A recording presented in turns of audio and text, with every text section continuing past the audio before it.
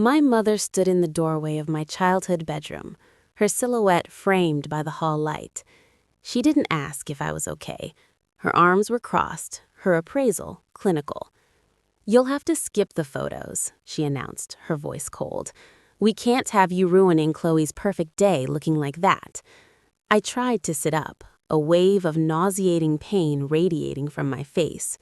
"My name is Alara. I'm 24, and it would take 2 hours for the fog of betrayal to clear enough for me to understand what my own family had done." I am a dental hygienist. My world was one of quiet competence. I put myself through community college, lived in a modest apartment, and prized my independence. My sister Chloe existed in a different universe. She was our family's solar system, and my parents orbited her as her devoted moons. Her life was a curated stream of photo shoots and sponsored posts. Her wedding, to a scion of a local business dynasty, was to be her magnum opus and my mother's ultimate validation. I'd been reluctantly drafted as a bridesmaid.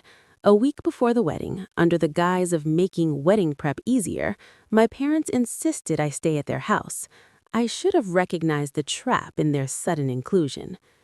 The night before the accident, my mother was uncharacteristically attentive. "You seem so tense, darling," she cooed, pressing a steaming mug of chamomile tea into my hands. "This will help you sleep." The tea had a faint, bitter undertone I mistook for a new brand. 20 minutes later, a leaden heaviness seized my limbs. My thoughts slurred into nonsense.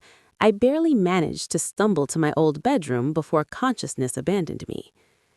I woke to a world of pure, white-hot agony. My face felt split open. I fumbled for the lamp, my left eye swollen shut.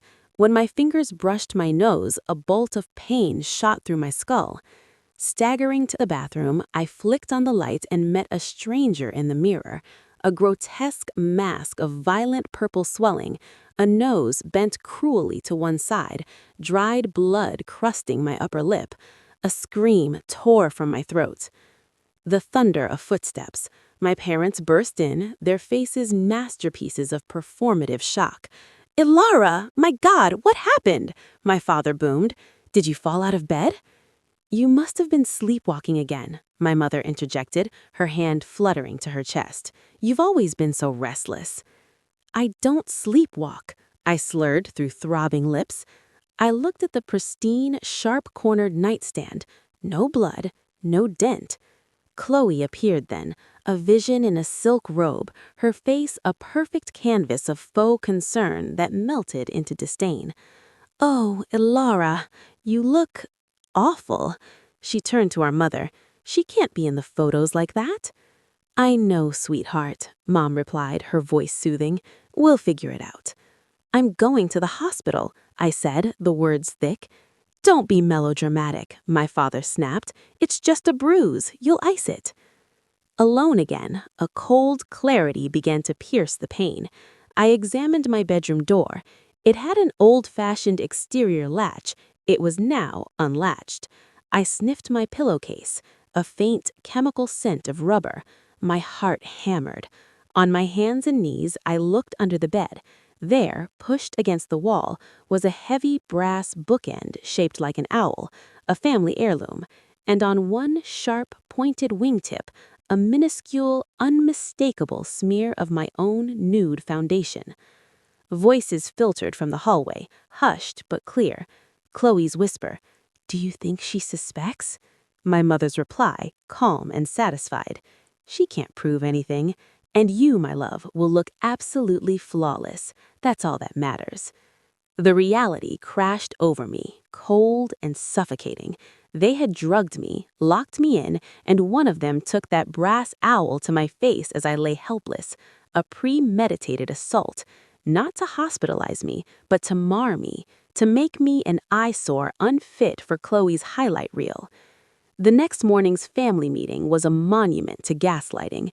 "You can still attend the ceremony," my mother said over breakfast, "but for the photos, we'll just say you had an unfortunate accident. People will understand." Chloe nodded, sipping her kale smoothie. It's really for the best, Ilara. You wouldn't want to distract. At the urgent care clinic, the doctor, a woman with kind, tired eyes, examined me. Her demeanor changed. "This is blunt force trauma," she said quietly. "This is consistent with a strike from a solid object. The lack of defensive wounds, it suggests you were unconscious." She met my gaze. "Are you safe where you live?" I gave the expected, family-scripted lie about a fall, but I left with copies of the medical report, her clinical notes screaming the truth in black and white. The rehearsal dinner was a gauntlet of humiliation. My father announced to the room, "Our Elara had a bit too much fun last night and took a tumble." Laughter followed. I, who never drank. Chloe stage whispered to her bridesmaids. She's always been the clumsy one. Their tittering felt like shards of glass. The final piece clicked when I heard Chloe on the phone with the photographer. "Just keep her out of the frame. I don't want her situation anywhere near my portfolio." 2 weeks prior, she joked, "You clean up a little too well in that dress, sis, trying to steal my spotlight." My mother had laughed and said, "Don't worry, princess, nothing will ever outshine you." They meant it, literally. But they had critically misjudged their scapegoat. For months, I'd been in therapy, learning to name their manipulation. I'd been keeping a private journal. Now, I became a forensic archivist of my own betrayal. I photographed my injuries hourly. I documented the owl bookend, the exterior latch. I fished the teacup from the garbage, its rim marked with my mother's coral lipstick.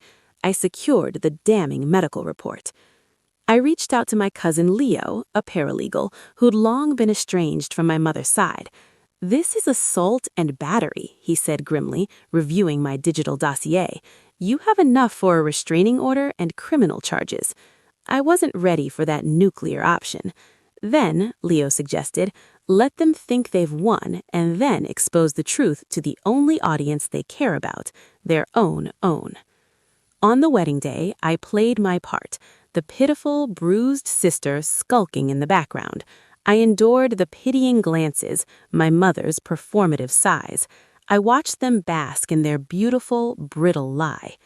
The true reckoning came back at my parents' house after the reception, during the gift opening. Champagne had loosened their tongues. From the hallway, I heard my mother's giggling confession to Chloe.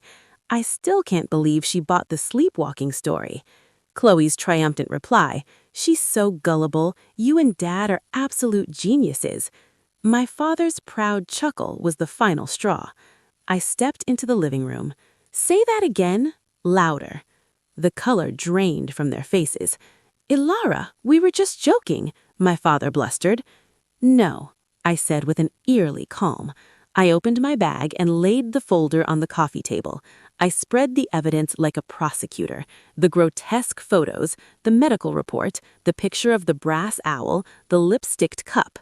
"You drugged me, you locked me in, and one of you smashed my face with this so I wouldn't photograph well." Chloe began to sob, a pretty, practiced cry. "You're insane! Why would we do that?" "Because you're a shallow, vicious person, and Mom's promise that nothing would outshine you was a guarantee she decided to keep." My father stood, attempting intimidation. "You have no proof. It's your word against ours." I allowed myself a small, cold smile. "I have a doctor's word, and I've already sent copies of all this to Aunt Maureen, Uncle David, and most importantly, to Grandma Eleanor." I watched my mother flinch. Grandma controlled a significant family trust. "I'm giving you a choice. You have 48 hours to confess to the entire family what you did, in detail, or I file a police report and a civil suit for assault and battery, and I will show this to Chloe's new in-laws." The collapse was spectacular. My mother's facade shattered into genuine, panicked tears. Chloe's wails turned shrill. Their perfect edifice was cracking. I stayed with Leo. Within 2 days, the avalanche began. My mother, under pressure from a furious Grandma Eleanor, confessed. The family's reaction was a symphony of revoked invitations and profound disgust. Chloe's pristine reputation was permanently tarnished. Her new husband's family viewed her with newfound wariness. I didn't press charges. Their social annihilation was a more fitting punishment for people who valued appearance above all else. The police report remained a latent threat. In the following months, the physical bruises faded. The ones on my soul began to heal, nurtured by therapy and distance. I used the threat of legal action to secure a small, tangible settlement from my parents' assets, a seed for my new life. They wanted me invisible, a muted background figure in Chloe's glittering narrative. Instead, by forcing me to fight, they made me undeniable. I learned the hardest, most liberating lesson. Family is not a blood-borne obligation to endure cruelty. Real love does not conspire in the dark. It does not wield brass owls or poisoned tea.